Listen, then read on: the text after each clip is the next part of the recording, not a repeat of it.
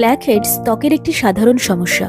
স্কিনের hair follicle বা পোরগুলিতে ময়লা অয়েল জমে যাওয়ার ফলে ব্ল্যাক হেডস তৈরি হয়। এর কারণ হিসেবে ধরা যেতে পারে স্কিনের অয়েল প্রোডাকশন বেড়ে যাওয়া, ডেড সেল জমে যাওয়া, ব্যাকটেরিয়ার সংক্রমণ, হরমোনাল চেঞ্জেস ও অনেক সময় কিছু ওষুধের পার্শ্ব প্রতিক্রিয়া।